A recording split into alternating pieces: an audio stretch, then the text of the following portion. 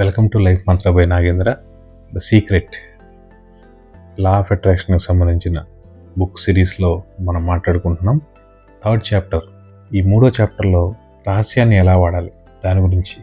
రహస్యం అనేది అల్లావుద్దీన్ భూతంలాగే ఆకర్షణ సిద్ధాంతం మన ప్రతి ఆజ్ఞను శిరసావహిస్తుంది. మీరు కోరుకునేది సంభవించడానికి 3 సులభమైన సోపానాల ద్వారా సృజనాత్మకమైన ప్రక్రియ సాయపడుతుంది.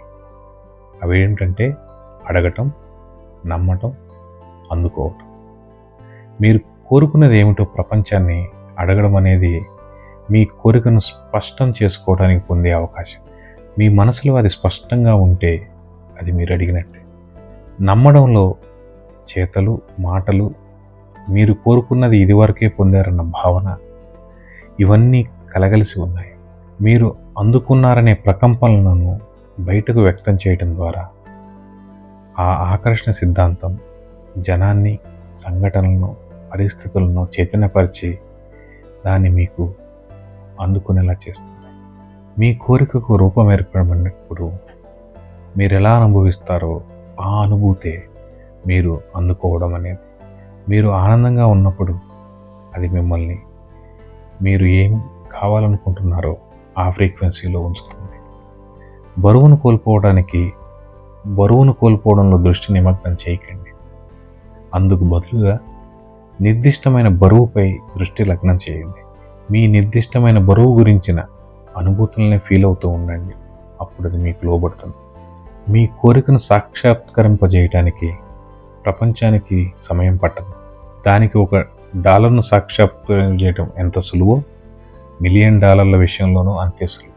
చిన్న చిన్న విషయాలతో, అంటే ఒక కప్పు కాఫీ లేదా పార్కింగ్ చేసే స్థలాన్ని పసిగట్టడం వంటి వాటితో ప్రారంభించడం ద్వారా ఆకర్షణ సిద్ధాంతాన్ని క్రియాత్మకమైన చర్యలో గుర్తించడం, ఆ అనుభవాన్ని పొందడం సులువు అవుతుంది.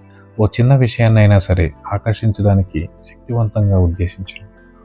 ఆకర్షించే శక్తి మీలో ఉందనడాన్ని మీరు అనుభవించగలిగినప్పుడు పెద్ద పెద్ద విషయాల సృజనకు మీరు ఉద్యుక్తులవుతారు.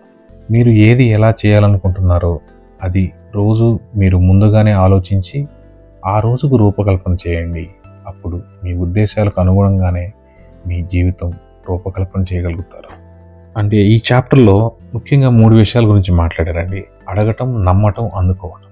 అంటే చాలా అద్భుతమైన కాన్సెప్ట్ అండి. అడగటం అంటే అసలు మనకేం కావాలో మనం సరిగా ఊహలో కూడా కరెక్ట్గా ఊహించమన్నమాట. అంటే ఎలా అడగాలో కూడా మనకు తెలియదు. Power of clarity. మన జీవితంలో మనకేం కావాలో కూడా క్లారిటీ ఉండదండి. చాలామంది చేసే తప్పు ఇది.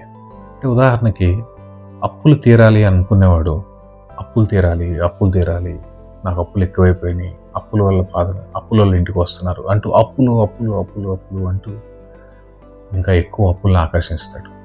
So ask for abundance, ask for plenty of money, feel the money. డబ్బుని ఆకర్షిస్తే ఆటోమేటిక్గా నీ అప్పులు తీరుతాయి కదా. దానిలో కూడా ఇంకో మంచి ఉదాహరణ చెప్పారు.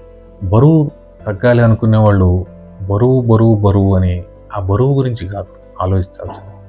మీరు ఎంత తగ్గాలనుకో, నేను ఎంత చేసినా బరువు తగ్గట్లేదు, నేను రోజు జిమ్కి వెళ్తున్నాను, నేను ఎంత డైటింగ్ చేసినా బరువు తగ్గట్లేదు, బరువు. మీ సబ్కాన్షియస్ మైండ్కి ఇది అది అని ఏముండదండి. మీరు ఏది ఫీల్ అవుతున్నారు అనే దాని గురించి.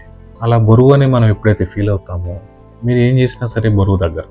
కానీ నేను సుమారుగా మీరు 90 కేజీలు ఉన్నారనుకోండి, మీరు 70 కేజీలకు రావాలంటే ఆ 70 కేజీల మీద దృష్టి పెట్టండి. That is what the clarity. And అందుకోవడం అంటే ఏంటంటే మీరు ఆల్రెడీ ఆ ఎమోషన్స్లో, ఆ ఫ్రీక్వెన్సీలో ఉన్నట్టు ఫీల్ అవ్వాలన్నమాట. అంటే దీన్ని విజువలైజేషన్ ద్వారా మనం చేయొచ్చు. అంటే మీరు 70 కేజీలకి వచ్చేసిన తర్వాత ఎలా ఉంటుంది, you have to experience that. Just close your eyes and feel that. అలా మీరు అది పొందినట్టు కనుక ఫీల్ అయితే మీ సబ్కాన్షియస్ మైండ్ దాన్ని నమ్మి అది నిజం చేయడానికి ప్రయత్నం చేస్తుంది. As simple as that. So అడగటం, నమ్మటం, అందుకోవటం. సో మీరు ఇప్పుడు ఏం చేయాలి అని అంటే, జస్ట్ మీకు ఏం కావాలి, అది మనీయా, రిలేషన్షిప్పా, కెరీరా, బిజినెస్సా అండ్ హెల్తా, క్లియర్గా రాసుకోండి. అండ్ ఎవ్రీడే దాన్ని చదవండి. Feel it that you are already achieved that. మీకు ఆల్రెడీ వచ్చినట్టు దాన్ని ఫీల్ అవ్వండి.